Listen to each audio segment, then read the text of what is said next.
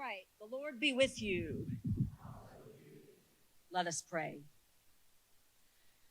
Disturb us, Lord, when we are too well pleased with ourselves, when our dreams have come true because we have dreamed too little, when we arrive safely because we sailed too close to the shore.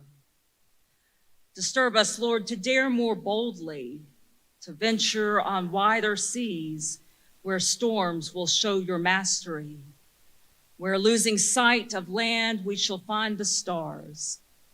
We ask you to push back the horizons of our hopes and to push into the future in strength, courage, hope, and love. Amen. Well, those are words from a prayer, a poem attributed to the great English explorer, Sir Francis Drake. And I chose them for an opening prayer today because it strikes me that the two programs we're about to hear from, first of all, our Cathedral Giving by Design program, and then the wonderful beneficiary for this year's Cathedral Giving by Design effort, are both groups, both organizations that are really pushing back the horizons of hope. Some of you know that Cathedral Giving by Design is the latest incarnation, the new version of our storied, magnificent Cathedral Antique Show, which for so many years has been a source of goodness and hope throughout the wider community. And under the direction of Andy O'Brien and Catherine Howell and a wonderful team of parishioners, this cathedral has been re-envisioning what the next step for the Cathedral Antique Show will be in order to meet the challenges and the needs of this post-pandemic world. And so the result of that is Cathedral Giving by Design. And it's a wonderful, wonderful new effort. And as I said, Andy O'Brien and Catherine Howell are this year's chairs. And so I'm going to turn it over to them so that they can tell you more about what's happening and how you can get involved in this great outreach effort for the Cathedral of Saint Philip.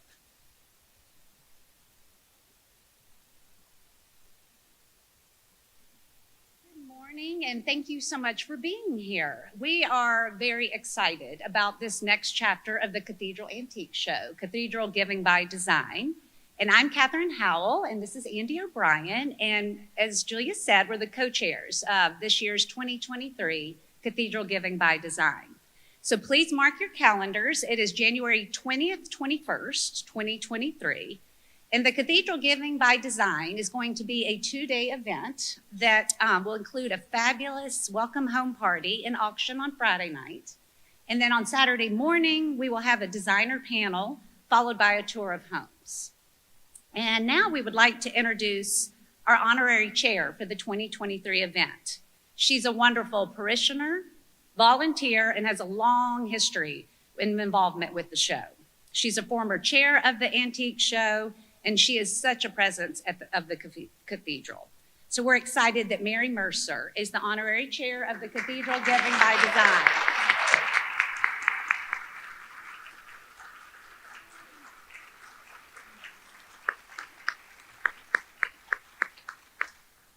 So we, at Cathedral Giving by Design, we have two sort of main goals. Some of you have heard us talk about this already, but the first one is that we want this event to be something that kind of brings parishioners together, our community together, to have a fun experience, a fun couple of days with a purpose. And so that's our second goal, which is we wanted to find an organization that we really believed in and that we felt were doing really important work in our local community, and we want to really support them generously and raise a lot of money for them. So we are thrilled that they are here today, so you can hear some more from them. But to give you a little bit of background on how we selected our beneficiary, we had a beneficiary committee that spent a couple of months. Julie Reef and Caroline Wallace led that committee, and they had close to 25 applicants that they spent a couple of months interviewing and doing site visits and researching. And we all sort of enthusiastically chose the Women's Resource Center to end domestic violence. So we are so excited to have them here today for you guys to hear from them and hear about the important work they're doing. We have Jean Douglas here. She's the executive director, and Amber Harris, who is the director of development. So please give them a warm cathedral welcome.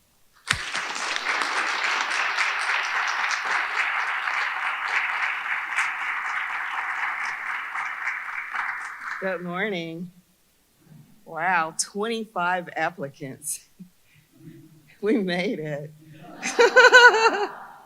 Thank you so much for choosing us.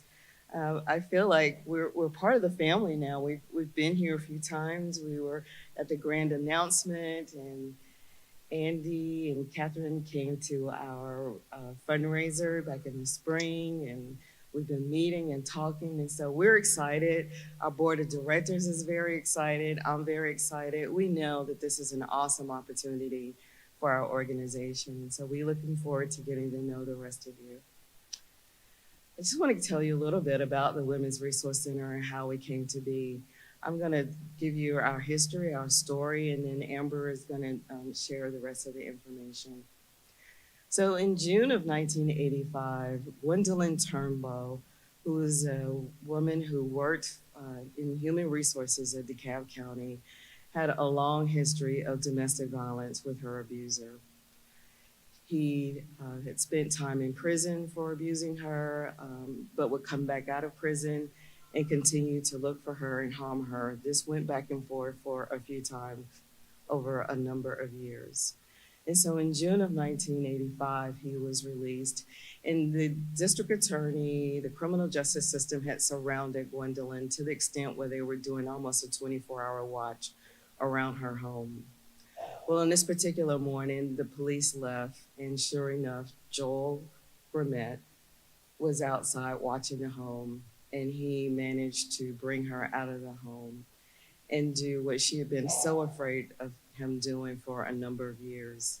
And he murdered her in June of 1985. Gwendolyn had done everything that people say a woman who is fleeing domestic violence should do. She had used every single criminal justice avenue that there was available to her. The community had surrounded her. She left. She was divorced. They were no longer married. But yet and still, he managed to take her life on that day. And so that changed the course of so many lives, as you can imagine. She had a son and a daughter, a son who was there and witnessed the fatality. And then she had a daughter that was a freshman at the University of Georgia at the time. So the Women's Resource Center came to be because there were a number of people that were really concerned in DeKalb County about what are we going to do about domestic violence? We need something here. So a task force came together of judges, nurses, social workers, people who had some firsthand experience, hands-on with domestic violence. And then they decided with the $10,000 grant to start the Women's Resource Center. At that time, it was called the Women's Resource Center of DeKalb County. Now, I guess maybe 10 years later or so, we changed it to Women's Resource Center to end domestic violence. So that happened a year later, June 5th, 1986. So for 36 years, we've provided services for over 100,000 women and children who have been fleeing and dealing with domestic violence.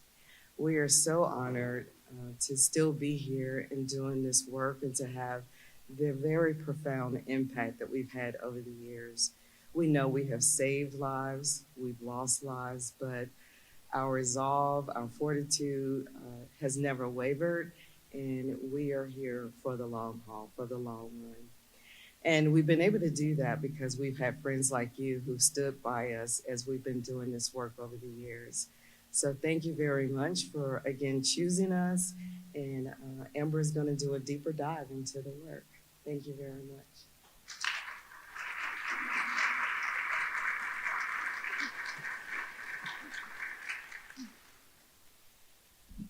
Can everyone hear me okay?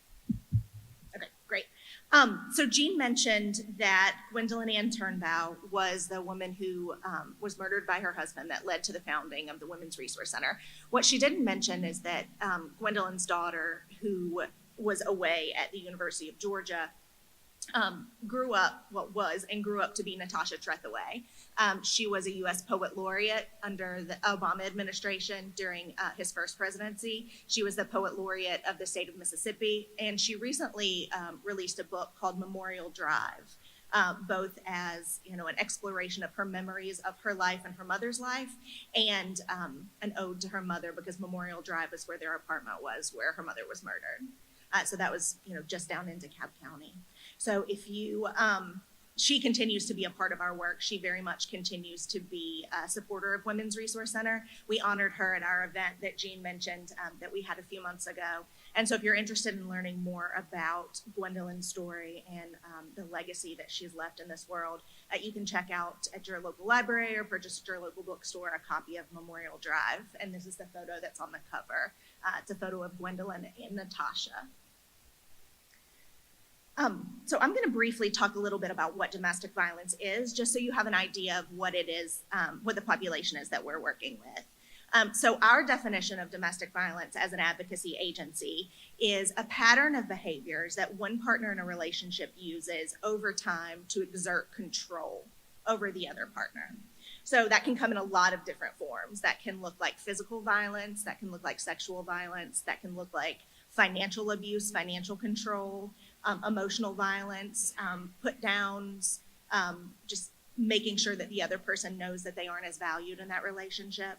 And then in different populations, it can you can use whatever means one partner might have to control the other partner. So for example, if one partner is an immigrant, their partner might not allow them access to their green card, or might not fill out the paperwork they need to immigrate to the United States legally. If a partner has a disability, their partner might withhold access to their hearing aid, not let them use their wheelchair, not give them access to medication that they need. So depending on what is happening in that relationship that one partner might be able to use to control the other partner, that is the definition of domestic violence. It can look very different in any relationship. But primarily we're talking about one partner using a pattern of control over time to keep that other partner feeling trapped in that relationship. I'm going to show you a quick video of a woman who's used our services, just so you can kind of get a sense of who we are, how domestic violence impacts the women that we're serving, and then I'll talk a little bit about the many programs that we have that your giving through Cathedral by Design will be able to support. My name is Tamara Waller. I always tell people that when you become a mother, a lot of things change. Things that you say that you would never do, you find yourself doing because you want to make sure that your children are safe and they have the best of everything. And I remember going through it with my son's father. The biggest thing was my child, and having the fear that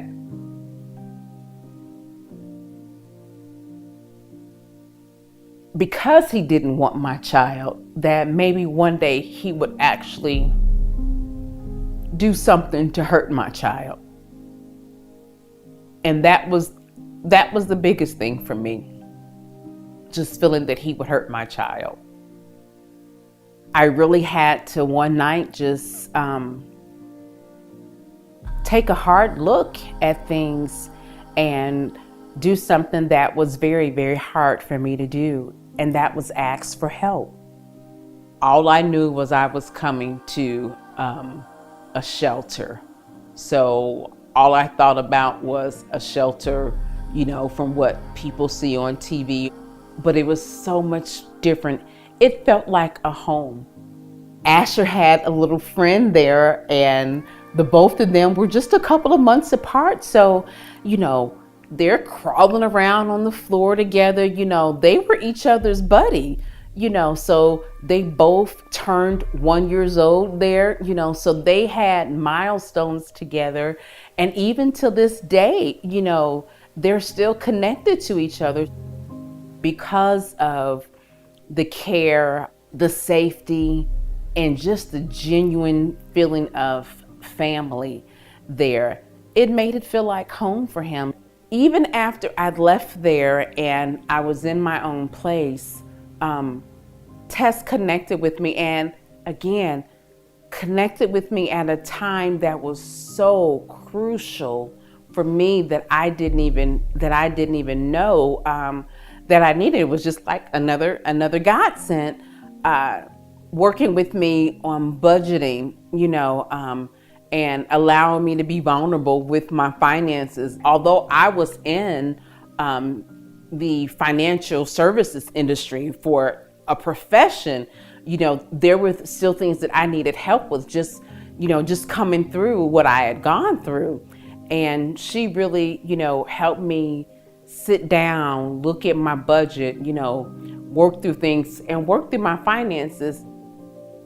Domestic violence isn't just about physical abuse, but it is just as much emotional abuse, verbal abuse, and financial abuse, those things that I was going through that oftentimes are the precursor to physical abuse that a lot of people overlook, and they just don't think that those things are abuse, so they don't reach out for help, and thankfully, I actually reached out to help when I didn't even know that that was the help that I needed, and that was the help that saved me.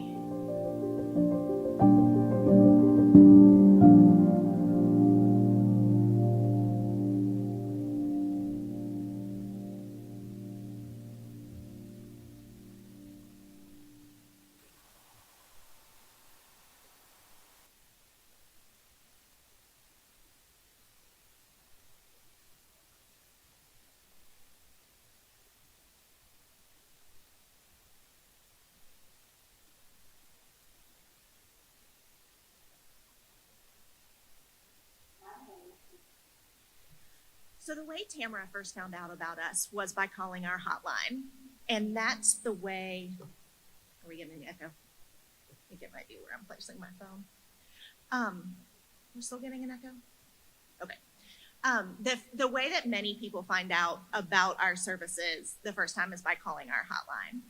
We do have a 24-hour hotline that can be reached anytime, day or night. Someone's always there to answer the phone.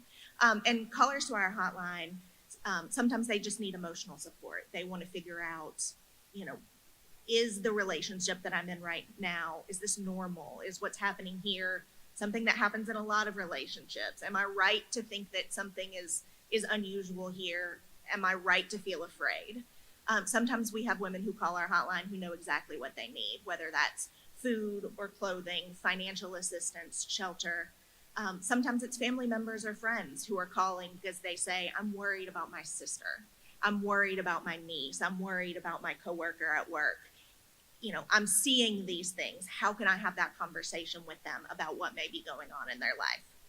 So again, our hotline is reachable 24 hours a day for anybody who needs us, whether you're experiencing domestic violence, whether you've left that relationship recently, whether you think you may have a friend or family member or colleague who could use our services, or you just want to know how you can help. You can call our hotline 24 hours a day.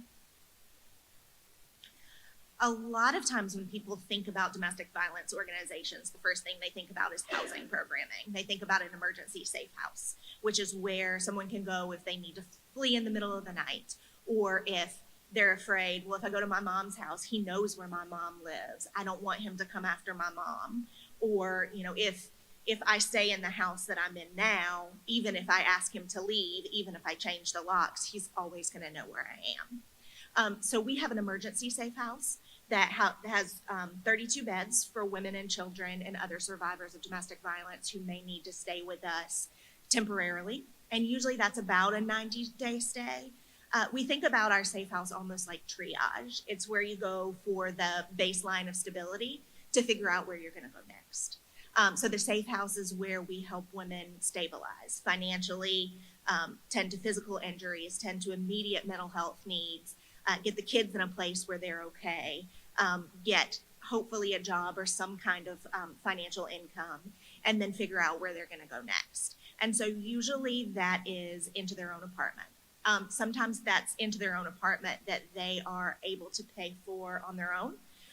Less and less is that true now because of the impacts of COVID. The COVID pandemic has really caused an affordable housing crisis in Atlanta. If you're following the news, this is not new information to you. But a lot of folks are coming out of COVID with a lot of housing debt. For example, the eviction moratorium was wonderful for not kicking people out of their houses in the middle of the pandemic. But now that that's over, there was no waiver of the rent that was due over that time. So if you owe $1,000 a month in rent and you haven't paid your rent for 12 months, well, now you owe $12,000 plus this month's rent and next month's rent. And if you weren't able to pay it over those 12 months, you're probably not going to be able to pay $12,000 now.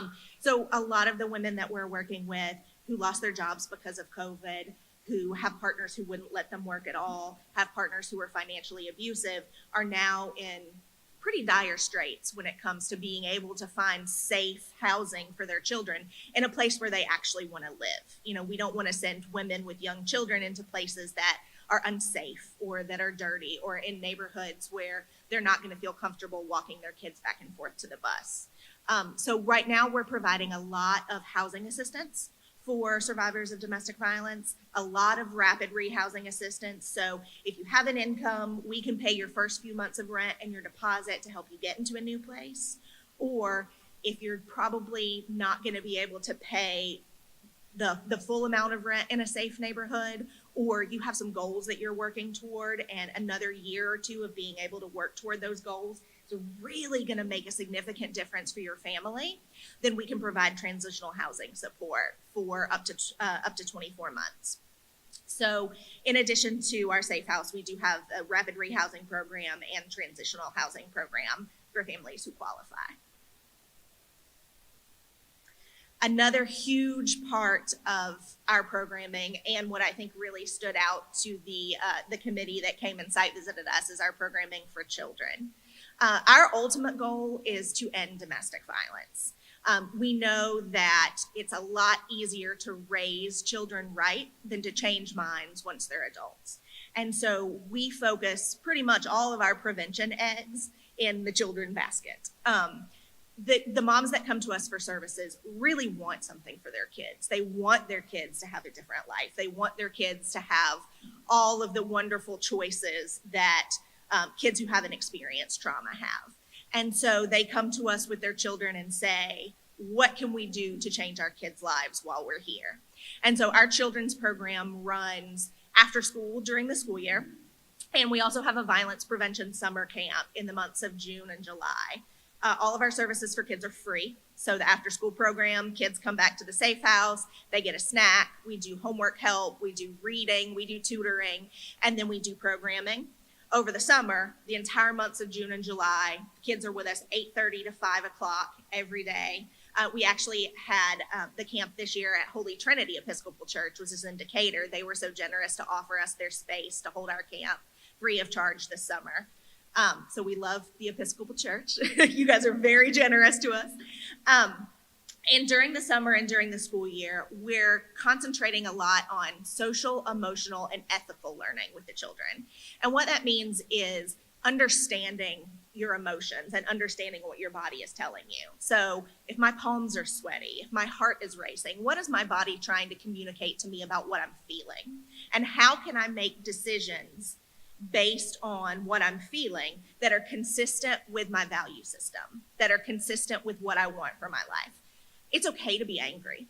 It's okay to be anxious. It's okay to be worried or sad. All emotions are okay. But you get to decide what you do with those emotions. You get to decide what choices you make in your life. And so we're talking to the kids about how to get into what we call the resilient zone. How you get yourself, when you're feeling big emotions, back into a place where you can still feel those emotions and be okay with them, but make decisions based on the life you want to make instead of letting your emotions carry you into a decision that you might not be proud of later. So we're doing social emotional learning. We're also doing ethical learning. What is it what are your responsibilities as a person in this world? You know, you have the responsibilities to be kind and respectful to other people, and you have the right to expect kindness and respect. So how do you set your own boundaries around what feels comfortable to you? How do you communicate those boundaries?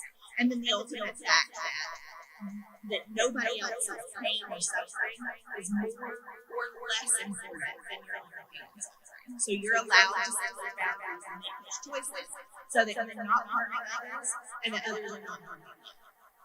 And so that's a lot of the work that we're doing with children, as well as peace education. How are you solving problems in peaceful, productive ways?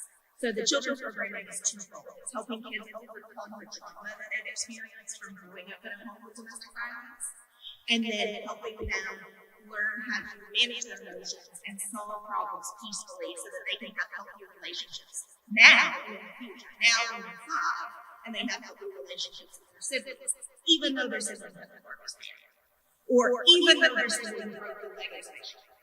You can still handle that with your siblings. And then when you're 16, how do you handle that with your dating partner? And when you're 30, how do you handle that with your spouse? Another big facet of what we do is our legal programming. We have 4 legal advocates on our staff who, between the 4 of them, help process more than 2,500 restraining orders in DeKalb County every year. That's a lot. That's probably a lot more than a lot of the other domestic violence organizations in the state that we're seeing, just because DeKalb County is a big county, and also because we have a really great relationship with our court system that allows our advocates to be present for all the temporary protective order hearings. If you go to the DeKalb County Superior Court website and click on the button for filing a restraining order, the first thing it says is call the Women's Resource Center for help. And it gives our phone number and then the link to take it. So the point is that we can help walk domestic violence survivors through that process of filing a protective order to make sure that the judge gets the concise, accurate information they need to provide the safety protocols that are allowed. We're also present for their second hearings, which can be really scary because those are hearings when a woman is there with her abuser. Right now, most of those are happening over Zoom, but it still can be a really intimidating experience. And so our advocates are there to make sure her voice is heard, to make sure that she feels confident in speaking with the judge, and make sure that she feels empowered to make sure her needs are met. We also provide additional legal advice and legal programming. But the biggest piece of that is definitely the temporary protective order process.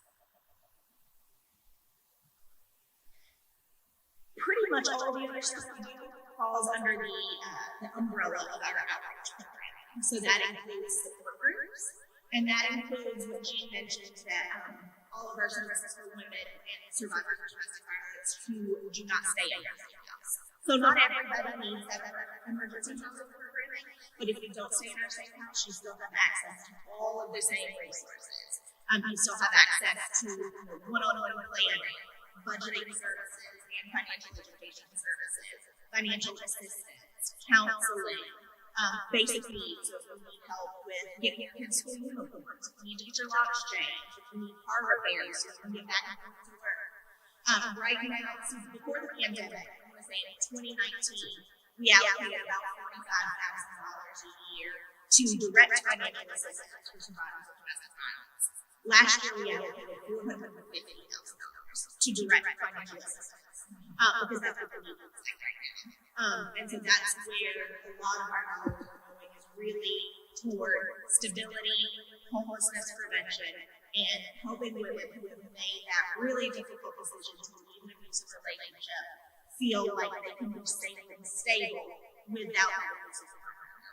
Because if they're worried that they can't afford to feed their kids, if they're worried they can't keep a roof over their head, then it can be really tempting to go back to a partner who helped financially. And a lot of women will say, I'll take this if it means my kids are safe. So we don't ever want her to have that decision. We don't ever want her to feel like she has to go back because she doesn't have the resources to make it on her own. Because we're here in our community, like you guys are here, to make sure she doesn't have the resources. And the last big piece is community education. We come out and talk to folks like you. We go out and talk to junior league, and we talk to high school and college students about dating violence, and we go to health fairs, and we talk to doctors about how to screen domestic violence in their patients. So we just talk to the world about what domestic violence looks like, what it is, how people are impacted, and how you can help. So you guys have helped tremendously by supporting Cathedral Giving by Design, because the proceeds are coming directly into our programming to help us help more families in the Atlanta area. Like Gina mentioned, the big thing that we're going to be doing is opening a community center. Since we started our Safe House in 1987, a lot of our services have been really focused around Safe House. But we can only serve 32 children at a time in our Safe House, and we serve more than 5,000 individuals every year in our services total. So we want a space that those folks can come and gather and feel safe and feel loved. A place where we can expand our children's programming, not just to the kids who are in the Safe House, but to kids in the community as well, through after-school programming with that social, emotional, and ethical learning focus. So we have a space in mind, we have some plans, we have capital campaign committee, and we need your help to really launch this so that we can make sure we're serving and meeting the needs of as many families as we can in the Atlanta area. So that's kind of our formal presentation, but we know when we do something like this, folks always have a lot of questions. And so Gina and I are happy to entertain questions as a whole, but we also know that there are some questions we don't necessarily ask. So we'll also linger after this if you have any questions that you would rather ask privately. We're happy to answer those questions, happy to talk to you. But if anybody has any questions now about work or the Cathedral Giving by Design event or anything like that, please let me know. Yeah. So right now, you want to get our annual budget is $2.7 million. $1.8 million of that is government money, whether that's state money, federal money, or the county money. That $10,000 that they gave us in 1996 is grown to $150,000. And then the rest of the funds come from private donations to foundations, individuals, church groups, our annual fundraiser that we have every year in the spring, which is supported by a lot of corporate donations.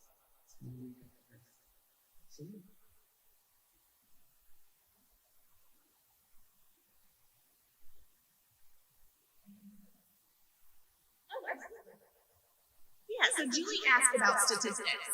So the Centers for Disease Control says that 1 in 4 women in the state of Georgia will be impacted by domestic violence at some point in their life. So if you've got a congregation of 6,000, I'm not great at math. So say half the congregation is women, that's 3,000. 3,000. So theoretically, 750 women in your congregation have been impacted by domestic violence. We never go to one of these without somebody coming up afterwards and saying, I experienced domestic violence, or my sister experienced domestic violence, or I lost a mom to domestic violence. So we know that about 15,000 kids in DeKalb County witness domestic violence every year. 90% of the kids who are in homes where there's domestic violence are direct witnesses of domestic violence.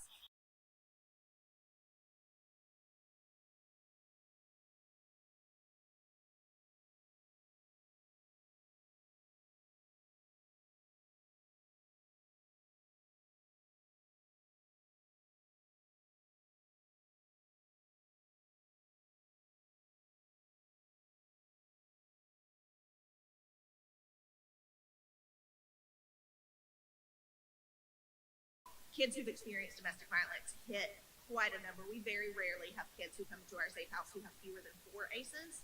So it's things like domestic violence, a parent who has a mental illness, which we know that domestic violence causes a lot of trauma responses, including anxiety, depression, PTSD. So they often have a caregiving parent who is grappling either at the moment or with a long-term mental health diagnosis. A family member who's incarcerated, so if their parent is arrested for the domestic violence, divorce. There are a variety of adverse childhood experiences that really stack up, and the more adverse childhood experiences you experience as a child, the worse your health outcomes are likely going to be as an adult. So that's everything from heart disease, high blood pressure, cancer, all of the major things that doctors are looking for. So one of the reasons that we focus so much on our work with kids is because adverse childhood experiences definitely can have a negative impact on people. But if you have enough markers for resiliency, if you have people in your life who care about you, if you have programming that helps you overcome that trauma, then you can really stop a lot of that stuff in its tracks and stop a lot of those negative health impacts in their tracks. Are there other specific statistics? I do know that in DeKalb County, if you call the police to report a domestic violence crime, it goes to prosecution about 9% of the time. So really what we're looking at when we're looking at ways to respond to domestic violence really is community response. A lot of people think, well, domestic violence is a crime. It should go through the legal system. And if that's something that the survivor is willing to pursue and that's something that's important to her, then we definitely want to give her the resources to do that. But a lot of times the criminal justice response is not going to be appropriate for everyone. And so really having a community of support to surround her, to help her, achieve whatever it is that she wants to achieve. If it's education goals, if it's financial goals, if it's housing goals, if it's goals around, stabilizing physical and mental health. There are always going to be goals around getting the kids in school, getting the kids what they need, getting the kids emotional and therapy support as well.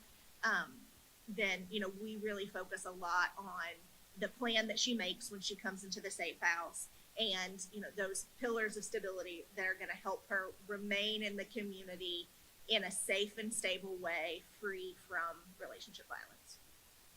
Yeah.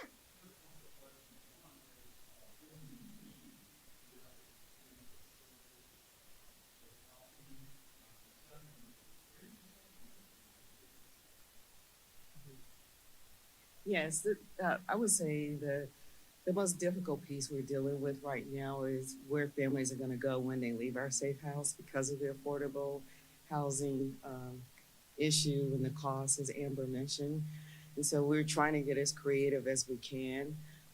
We're able to offer financial support for up to 2 years for families while they, elevate their professional careers so they can earn more money and afford, better places to live. But it is a very difficult road that we're grappling with right now. And then the other question you had was, yes, there's a shortage of emergency housing. What we do, our shelter is full 99% of the time, and there's several families that we're often trying to find another place to go. So we may purchase a bus ticket or airline ticket to help them get somewhere else where they can get support. But most of the shelters in the metro Atlanta stay full almost all the time. I don't think we can build a big enough shelter, honestly. And that's one of the reasons why we're focused so much on, staying in the safe house for a short period of time and then helping find permanent housing and continuing to provide those outreach services.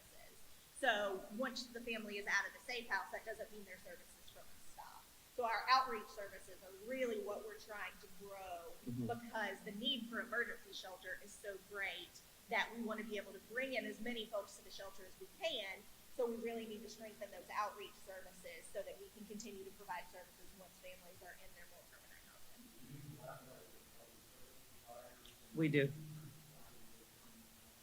do. Yes. Other programs in the DeKalb area, in the metro Atlanta area, Open Doors, I know is one. The Decatur Community Ministries is another. and through the Georgia Department of Community Affairs with Continuum of Care funds.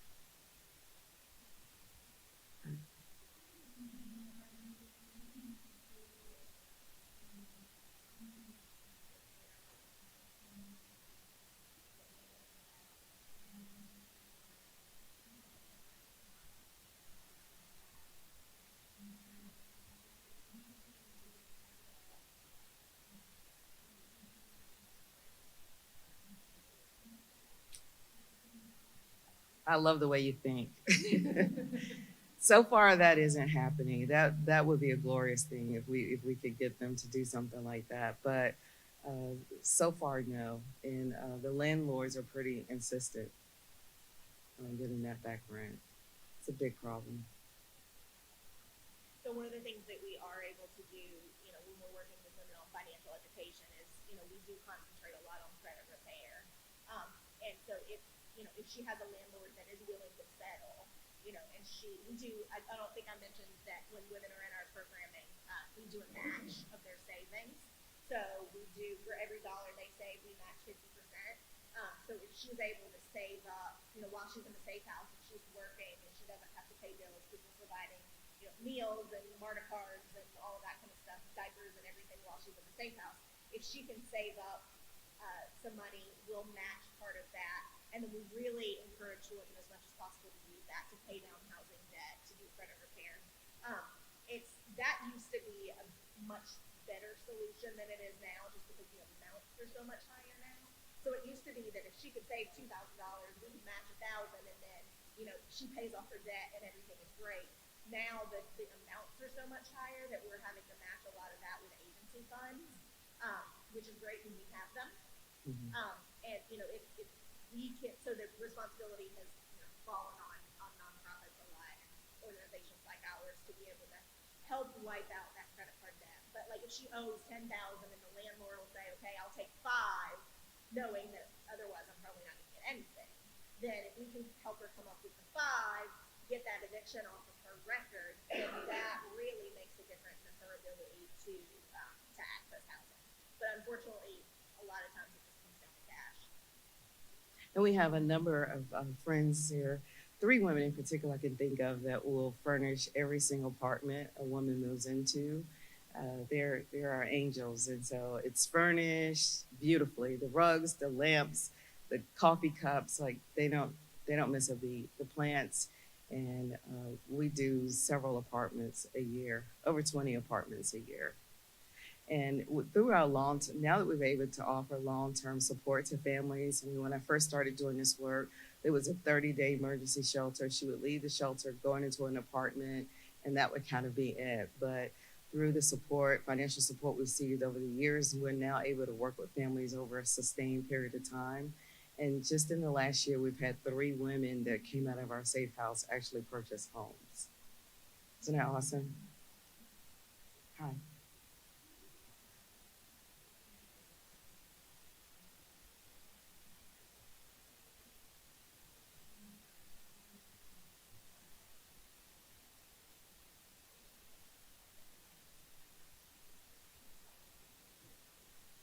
So our friends that I mentioned, they have a storage unit that they set aside for I don't know, there's this endless pool of furniture. I don't know how they find all this furniture all the time, but they have friends who they'll just put out a call or plea, and the next thing you know, like it appears. And sometimes they have more than they can use, and so we have a storage unit. They have a storage unit that they will put furnishings in, but they would love to meet someone like you if you want to help support that. We're always looking for friends to help us do that. Absolutely. Absolutely. Mm-hmm.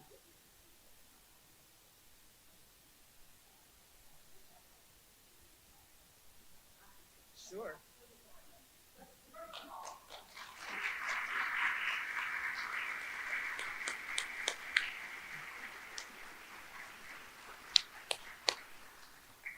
Thank you both so much from the bottom of our hearts. It is just the greatest joy and privilege imaginable to be able to partner with the Women's Resource Center, particularly in this time, as you were talking about, of such great need across the spectrum in our community and beyond. You talked a lot about housing, which I want to get us all back to that sooner rather than later, because it is a devastating issue here in Atlanta right now. I won't go down this rabbit hole, but I'm getting tons of phone calls all the time from people asking for help because our agencies are overwhelmed. Most don't have enough staff to support the need, even if money and resources are available. So thank you both for this opportunity, and thank you, Andy and Catherine. As I said, they are our go-to people here, along with Mary Mercer, our honorary chair, as we kick off this effort, and we'll be seeing a lot of each other, I know, in the coming year. And thanks to all of you for being here to begin to learn more about the ministry of the Women's Resource Center. And you have so graciously offered to stay behind, I've heard, and talk with individuals. I know some of us have to get on to the 11:15 service, but if you do have more questions, thank you for being so generous with your time to stay here and answer them. Let us conclude this official part of our time together now by saying the Lord's Prayer. Our Father, who art in heaven, hallowed be thy name. Thy kingdom come, thy will be done, on earth as it is in heaven. Give us this day our daily bread, and forgive us our trespasses, as we forgive those who trespass against us. And lead us not into temptation, but deliver us from evil. For thine is the kingdom, and the power, and the glory, forever and ever. Amen. Go in peace to love and serve the Lord.